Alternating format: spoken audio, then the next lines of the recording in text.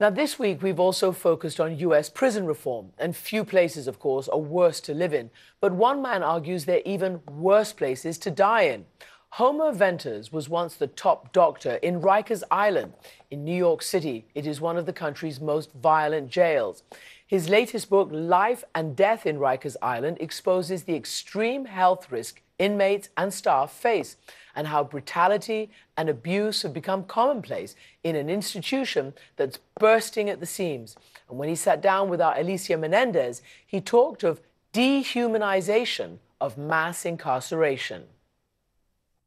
What was the basic work and responsibility of your job at Rikers? It changed. So when I started in 2008, I was a deputy medical director. So I oversaw some part of the medical service, the medical care people received.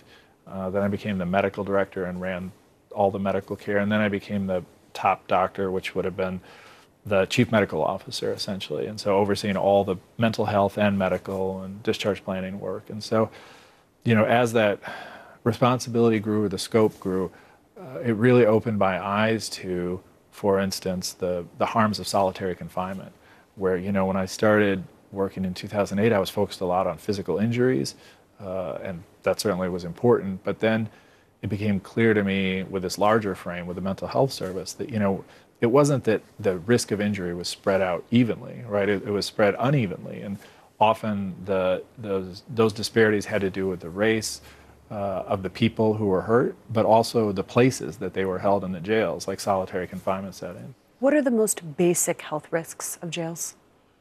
I would start with death. You know, we have thousands of deaths in jails and prisons in this country. We would measure, when I was in the city jail system, which deaths we would call jail attributable. That is, the death is directly related to something that happened in the jail. That doesn't happen other places, and we don't know how many of these thousands of deaths every year in jails and prisons are really preventable and jail attributable. Tell me, why doesn't that happen in other places? Well, I think that it is because these are paramilitary settings, that we decided a long time ago that these health outcomes and the health care provided to people was under the authority of the security service. So if you look at who the doctors and nurses and social workers work for, most of these places, they work for a sheriff or a commissioner of corrections. And so you have a local sheriff trying to spend as little money as they can, and when bad things happen, they are worried about lawsuits, and so very little information gets out. One of the things that was most surprising to me reading your book was just how difficult it was to deliver daily medications to people who needed them. Sometimes because you couldn't track where the patients were. Yeah, and that basically continues and is a systemic problem everywhere. It's that as long as security staff have the ability to move people back and forth, to hide them places, sometimes for reasons of physical abuse or sexual abuse, but sometimes for neglect, or sometimes just because they aren't sure what to do with somebody. That ability opens the door to some of the most profound abuse, because if we don't, you know, we know more about what happens when you order a package on Amazon than we do about how human beings are shuttled from one cell to another, from one housing area to another, and then with the power dynamic that exists in these places and the inhumane design of things like solitary confinement, the outcomes really predetermined. It's brutality, physical, sexual abuse, and neglect. In your time there, were there specific people, were there specific cases that stood out to you?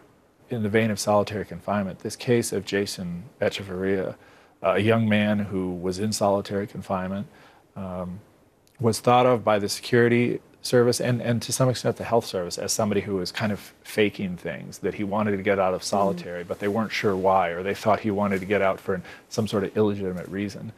There was a day where, as often would happen in solitary confinement, many people were flooding their cells. People with mental illness at that time were in solitary. He was actually in a unit for people with mental illness who were in solitary, which should never exist. It's an obscenity to even say that sentence. So he, like others, had raw sewage coming into his cell because people flood their toilets in a gambit to get out. Security staff came through and tossed these toxic soap balls into each cell. But what people were supposed to do was to take this little soap ball, or 2 or 3 of them, put them into their toilet or their sink, I guess, and then take that soap water and use their hands or some garment to slop the sewage out of their cells. And when he had these soap balls tossed in, he saw an opportunity. I would guess, we don't know because he died, but he swallowed them. And knowing that they were toxic, he told a passing health staffer and security staff, "I just swallowed these." And so the health staff said, "Oh, he's at risk of dying. You have to get him out right away." What happened then is really, a horrific story among horrific stories, which is that they didn't let him out. They watched him, taunted him for hours overnight as he screamed, as that soap corroded his esophagus, as he died. At some point, which also you see in a couple of these stories, the lights went out and the video cameras mysteriously turned off. And when people came in the morning and the lights came back on, he was dead, having been taunted and ridiculed as he was dying in full view of everybody else in this unit. So that struck me because, it didn't matter what was in his heart about the source of his psychological distress. We often fight about solitary confinement. Like, how do we know if the patient is telling the truth or not? Are they, health staff will say the patient's malingering, or they're seeking what's called secondary gain. Well, it doesn't much matter because he died.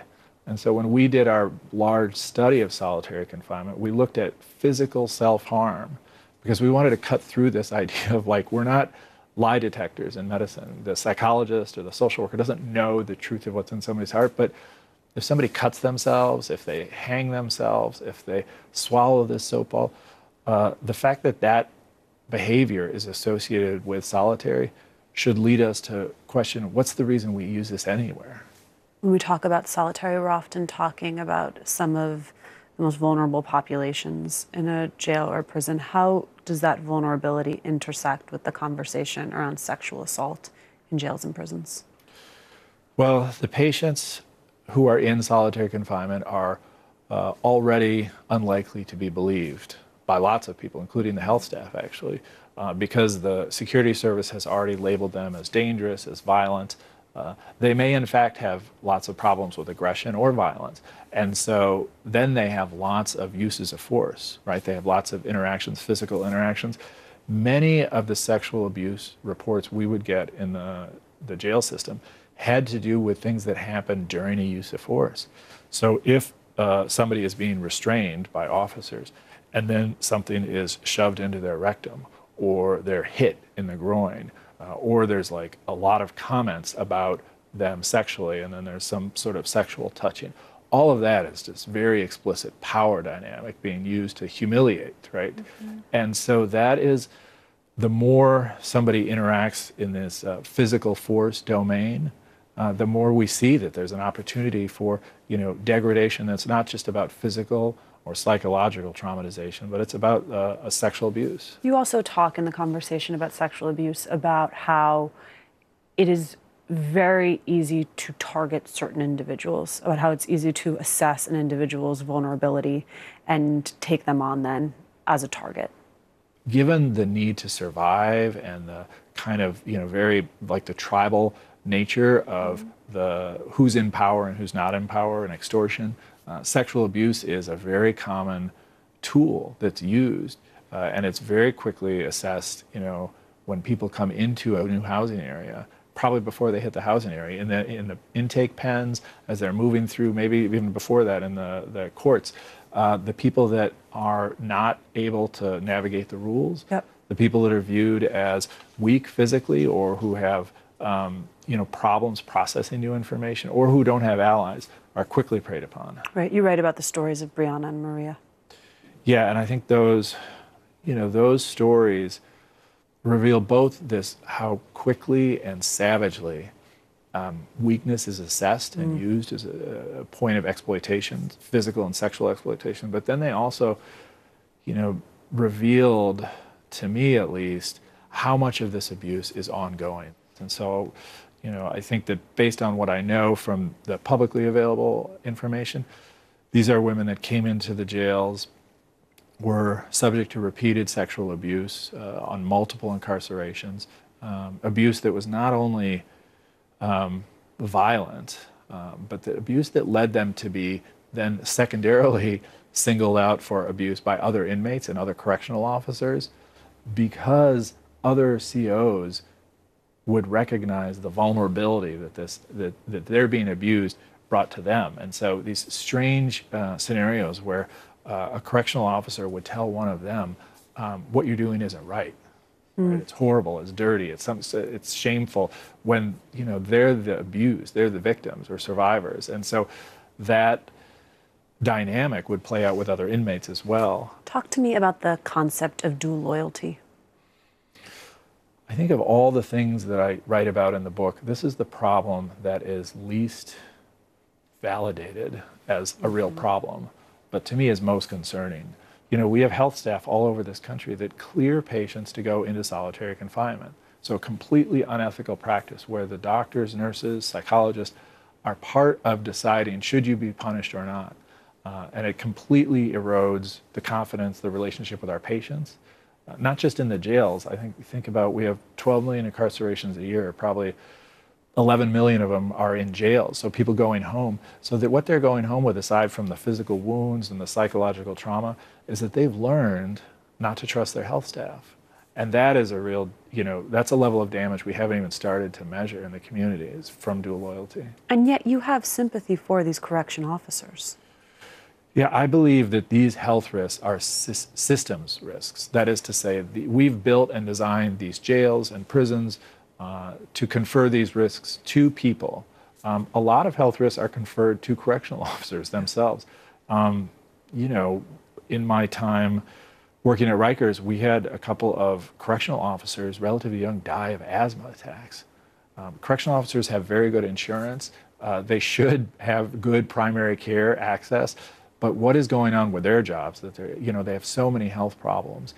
They work in incredibly toxic settings, and the things like solitary confinement force them into an dehumanizing dynamic with people, just as it forces the patient or the detainee into a dehumanizing situation. We've talked a lot about what's not working. What have you seen that is working? So I'll start with, in New York City, we've been more successful at lowering the rate of incarceration than any big city in the country. So, right, which you argue is the biggest thing one could do to address this challenge, is less right. incarceration. That's right. But, it's a cautionary tale, because we did that, and then the city more or less turned its back on a lot of the really core brutality problems that were happening for the people who go into Rikers.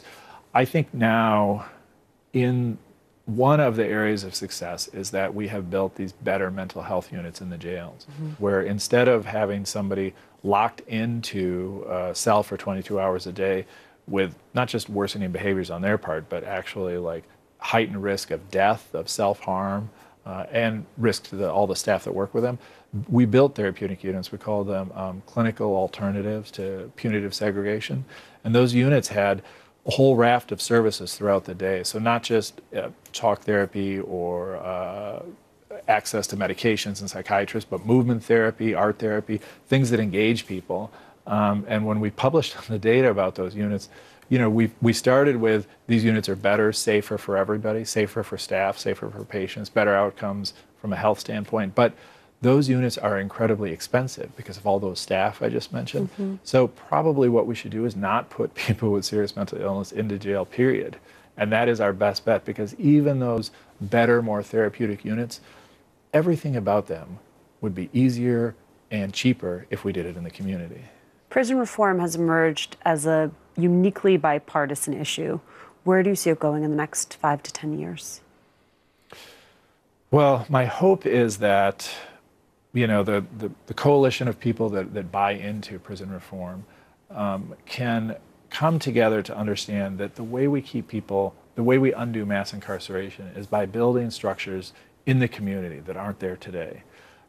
If what we do is simply put a restriction in the courts to say, like, a lot of people aren't going to go in, and we restrict by charge or by some profile who can go in, we won't have built community structures that are health structures that are, a huge part of this is supportive housing. It doesn't exist in many communities.